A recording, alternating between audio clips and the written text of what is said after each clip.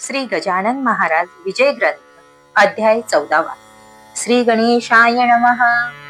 हे कौशल्यात्मज रामराया, हे रघुकुल भूषणा करुणालया, सीतापते करादया, आता या लेकरासी त्राटिकात्वा उद्धरली, अहिल्या शिळा सजीव केली, शबरीची पुरविली इच्छा तू दाशरथे, भक्त रक्षणा कारण सोडिले नृपसिंहासन, वानर केले सबलवान केवळ आपुल्या कृपेने, शिळा तरल्या सागरी तुझ्या नामे रावणारी, बसविला गादीवरी भक्त आपला विभीषण, जो जो आला शरणपदा तुझ्या की हे आनंद कंदा, दैन्य दुःख आपदा त्याच्या वारिल्यास, हे मनी आणावे दास गणूस सांभाळावे, बालकाने धावावे जननी वीन कोणाकडे, तू जननी जनित सद्गुरु, तू भक्तांना कल्पतरू, भवनदीचे भव्य तारू तूच की रे रामराया, एक खेरडे गावाचा रहिवासी मेकर तालुक्याचा, बंडुता त्या नावाचा ब्राह्मण होता विबुध हो, हा बंडुता त्या ब्राह्मण सदाचार संपन्न, उदार होतोय त्याचे मन गृहस्थाश्रम चालवी, श्रोते या प्रपंचात संकटे येती अतोनात, परिनाही पहा सुटत लोभ त्याचा मानवा, या बंडुताच्या घरी पाहुणे येती वरच्यावरी, तो अवघ्यांचे साच करी सरबराई निजांगे, ऐसा क्रम चालला संचय अवघा संपला, आली पाडी बिचाराला कर्ज काढणे साहूचे, घरदार पडले गहाण अगणित झाले तयारून, लोकांप्रती दावण्या वदन लाज वाटू लागली, विकावयान काही उरले सदन अवघे साफ झाले, भांडे कुंडे तेही गेले काय विपत्ती वर्णावी, तगादे करीती सावकार शिपाई धाडून वरच्यावर, भागवण्यासी दोन प्रहर अडचण पडू लागली, कांता बोले टाकून मुले करीती अपमान, पत गेली उडन उसने न कोणी देती हो, ऐशा तापे तापला जीव द्याया तयार झाला, पैसा संपता प्रपंचाला काही नसे किंमत, जे सुखाचे वाटे स्थान तेच दुःखाचे निकेतन, संपून गेल्यावरी धन सहज होते न्याय हा, बंडुता त्या विचार करी जीव कोठे देऊ तरी, अफू खाऊन मरू जरी तरी ती घ्याया पैसे नसे, जरी जाऊन विहिरी भरी जीव हामी देऊ तरी, तितुक्यात कोणी येऊन वरी जरी मला काढल्यास, जीवही ना जाईल उलटी फजिती होईल, सरकार शिक्षा देईल आत्महत्यारा म्हणून मला, यापेक्षा हिमालया जावे वाटे जीव द्याया, आत्महत्येचा ते ठाया दोषही ना लागेल, ऐसा करून विचार पडला घराच्या बाहेर, अखेरचा तो नमस्कार केला त्याने प्रपंचाला, एक लंगोटी घातली राख अंगाला दिली, तयाने ही युक्ती केली ओळख आपुली बुजवावया, श्रोते अब्रुदारासी जननिंदेचे मानसी, भय वाटे अहर्निशी हे सकाळासी ठाऊक, बंडुता त्या म्हणे मनी हे दीन दयाळा चक्रपाणी, अवकृपा मज लागुनी कारे ऐसी केलीस, तुझ्यावरी विश्वास माझा पूर्ण होता अधोषजा, तू रंकाचा करिसी राजा ऐसे ऐकिले पुराणी, ते सर्व खोटे झाले प्रत्ययासी माझ्या आले, व्यर्थ कवींनी रंगविले चरित्र तुझे नारायणा. आता जीव देतो परी तुझ्यावरी मी श्रीहरी, याचा विचार काही करी हत्या नको घेऊ मम. ऐसे मनी बोलला तिकीट घ्याया लागला, तो एक भेटला विप्रत्यासी स्टेशनात. आताच हरिद्वाराचे तिकीट नको घेऊ साचे, घेऊन दर्शन संतांचे मग जावे हरिद्वारा. आपल्या वराड प्रांतात श्री गजानन महासंत आहेत अवतरले सांप्रत, त्यांच्या दर्शना जाय तू. संत दर्शन आजवरी वाया न गेले भूमीवरी, उगीच त्रासून अंतरी भलते काही करू नको. ऐसे बोलता ब्राह्मण तात्या गेला गोंधळून, म्हणे हा मनुष्य कोण अवचितमसी भेटला. किंवा याने ओळखले मी बंडू तात्या म्हणून भले, काही न माझा तर्क चाले पुसू तरी याते कसा. काही असो शेगावासी जाऊन बंधू समर्थासी, ऐसे बोलून मानासी शेगावासी पातला. दर्शना गेला ब्राह्मण तो महाराज बदले हासून, कारे देशी जाऊन प्राण हिमालयासी बंडू तात्या. अरे आत्महत्या करू नये हताश कदापि होऊ नये, प्रयत्न करण्या चुकू नये साध्य वस्तू साधण्यास. आता जरी दिलास प्राण प्रपंचाशी त्रासून, तरी येशील घेऊन जन्म पुन्हा ते भोगावया. नको जाऊ हिमालया गंगे माझी प्राण द्याया, परत आपल्या घरी जाया वेड वेड्या करू नको.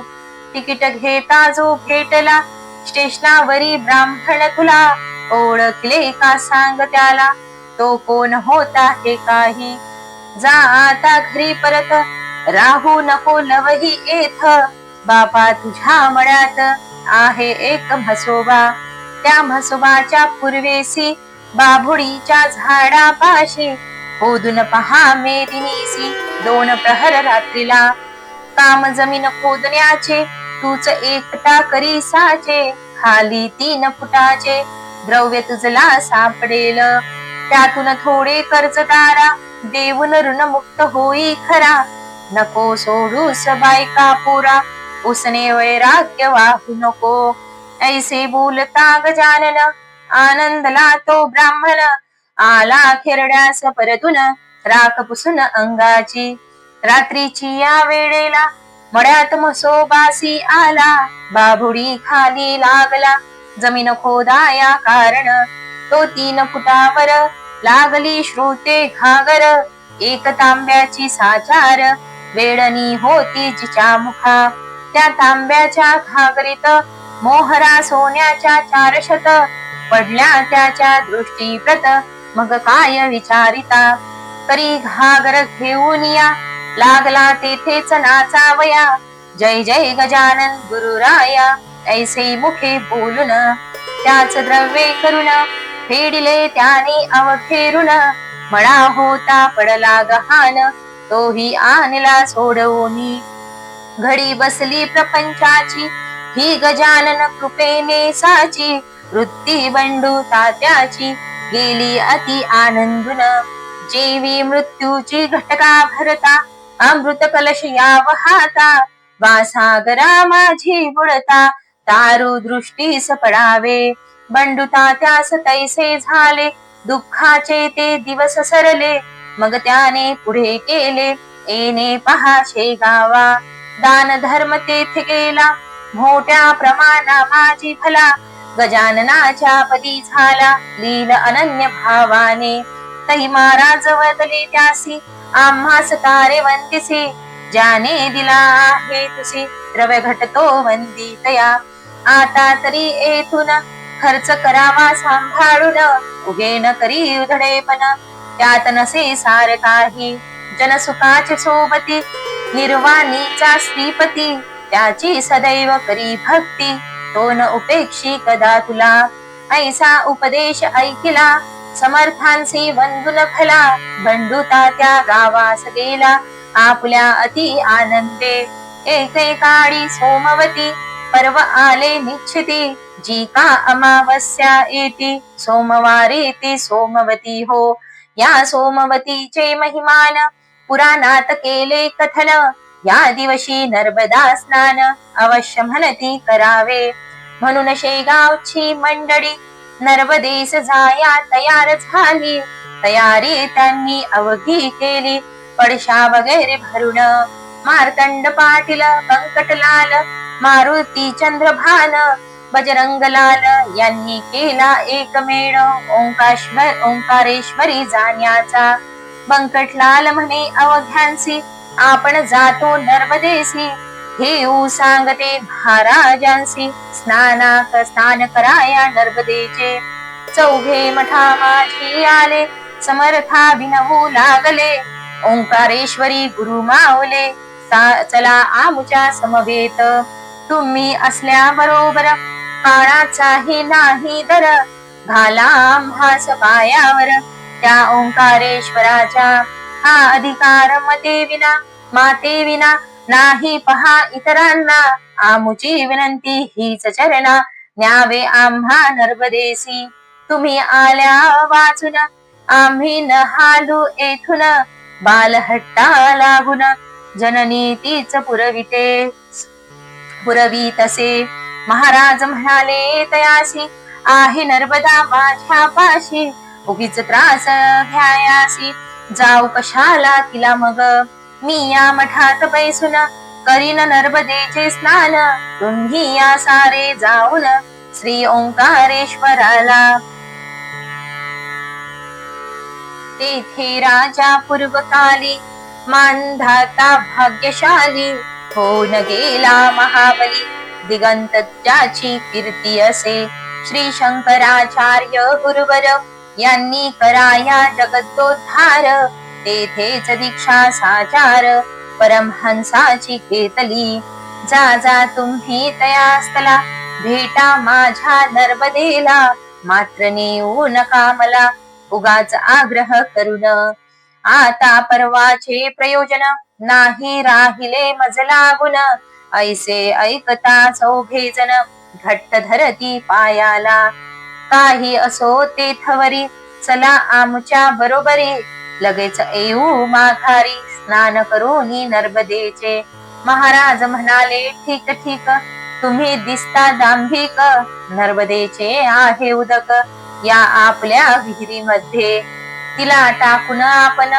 तेथे कराया गेलो स्नान तरी राग येईल दारुण माझ्या त्या नर्मदेला म्हणून सांगतो तुम्हीच जावे मला न आग्रह करावे माझे वचन मानावे यात तुमचे कल्याण मग मारुती चंद्रभान करू लागला भाषण आम्ही घेतल्या वाचून आपणा न जाऊ की समर्थ म्हणाले मी तेथ आल्या होईल विपरीत मग तुम्ही दोष मात्र देऊ नये आम्हाला ऐसे मठात बोलणे झाले अवघे ओंकारेश्वरा आले परवासाठी मिळाले लोक तेथे अपार नर्मदेचे अवघे घाट स्त्री पुरुषांनी भरले दाट मुंगीलाही नसे वाट जाया हराच्या मंदिरी कोणी स्नानास उतरले कोणी संकल्प ऐकू लागले कोणी घेऊन बेल फुले जाऊ लागले मंदिरात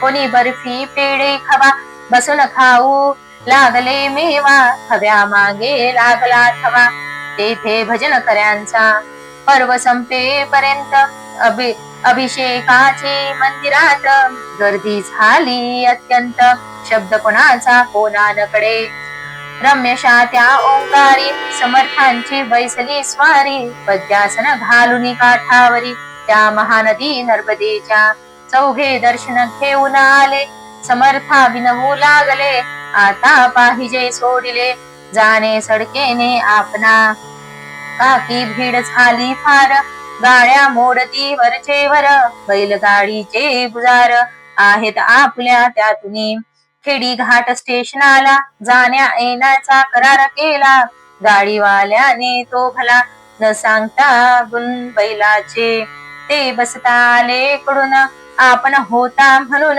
पोचलो येथे येऊन बैलद्वार दाढीचे परत बसून गाडीत जाणे न निर्भय वाटत म्हणून या नावेत बसून जाऊ स्टेशनाला गर्दी झाली रस्त्यांनी नदीतून जाऊ शांतपणी ऐसेच केले कित्येकांनी त्या पहा नावा चालल्यात तुम्हास वाटेल तेच करा आम्हा न काही विचारा मी वचनात गुंतलो खरा तुम्ही बसाल तेथे येऊ ऐसे समर्थ बोलले त्याच्या सवे नावेत बैसले नदीतून जाऊ लागले खेडी घाट स्टेशनाला तो नदीत मध्यंतरी नाव आदळली खडकावरी फडी फुटून गेली सारी तिच्या बुडाची एक हो छिद्र पडले आर पार येऊ लागले आत नीर नावाड्याने सत्वर नदीत उड्या टाकल्या परी महाराज निर्धास्त होते गिनगिने गणात होते ऐसे भजन मुखाते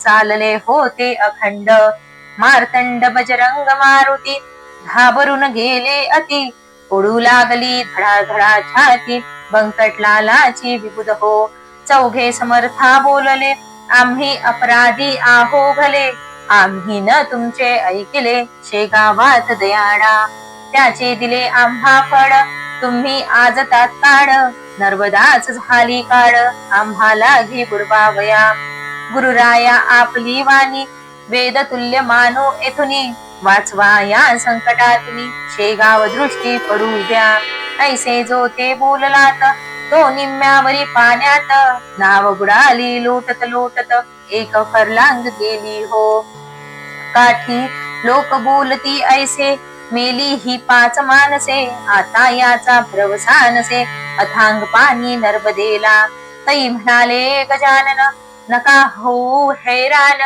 तुमच्या जीवा लागून धक्कान लावी नर्मदा ऐसे म्हणून स्तवन केले नर्मदेचे त्यांनी भले हे चौघे बसले हात जोडून नावेत श्लोक अनुष्टुप छंदा नर्मदे मंगले देवी रेवे अशुभ नाशिनी मतु क्षमा करी याचा दयाळू होनी मनी ऐसे स्तवन चालले तो आतील पाणी निघून गेले नर्मदेने लाविले आपल्या करास त्या छिद्रा नाव श्रोते पहिल्या परी आली जलाची यावरी त्या नावेच्या बरोबरी होती प्रत्यक्ष नर्मदा फोडिनीचा धरला वेश मस्तकावरी कुरडकेश भिजविले जियेच्या वस्त्रास कमरेपर्यंत जलाने नौखा काठास लागली अवघ्यांनी ती पाहिली आश्चर्यचकित मुद्रा केली पाहून तळाच्या छिद्राला ही बाई होती म्हणून आमुचे हे वाचले प्राण बाई आपण कोठील कोण हे काही सांगा हो सोडा वस्त्र भिजलेले आम्ही नवे देतो भले तई नर्मदेने पहा केले अशा रीतीने भाषण मी ओंकार कोळ्याची कन्या का माझे नाव नर्मदा ऐका आम्हा परिपाठ आहे देखा ओले वस्त्र नेसण्याचा मी ओलीच राहते निरंतर माझे रूप आहे निर ऐसे बोलून नमस्कार करून गेली गजानना क्षणा माझी नाहीसी झाली ती नर्मदेसी विज चमकुन आकाशी घनी जैसी लीन होते तो पाहता प्रकार चौघे आनंदले फार कळलाचा स्वामीचा अधिकार नर्मदा आली दर्शना बंकट विचारी खोदून समर्था ही स्त्री कोण ते सांगावे फोडून गुप्त काही ठेवू नका तै महाराज वदले तत्वता तुम्ही जे का विचारिता तो कथिला आहे गाथा नर्मदेने तुम्हास कोडी जो का ओंकार तोच हा ओंकारेश्वर माझेच रूप आहे निर ऐसे नर्मदा वदलीना अरे ती प्रत्यक्ष नर्मदा संशय येथे न घ्यावा कदा संकटा माझी देते सदा हात ती आपल्या भक्ताते म्हणून तिचा जय जयकार करा मोठ्याने एक वार जय जय नर्मदे निरंतर ऐसे संरक्षण अंबे करी ऐसे ऐकता वचन बंकट लालादी चौघे जन समर्थाचे दिव्य चरण वंदू लागले क्षणाक्षणा. परत आले शेगावात ज्यांना त्यांना हीच मात. होनिया हर्षभरित सांगू लागले विबुध हो. सदाशिव रंगनाथ वानवडे एका गृहस्था समवेत भले. शेगावात येथे झाले महाराजांच्या दर्शना. या सदाशिवा कारण तो पण नाव तात्या जाण. हे माधवनाथाचे छात्रगण त्रिकुटाच्या होते हो.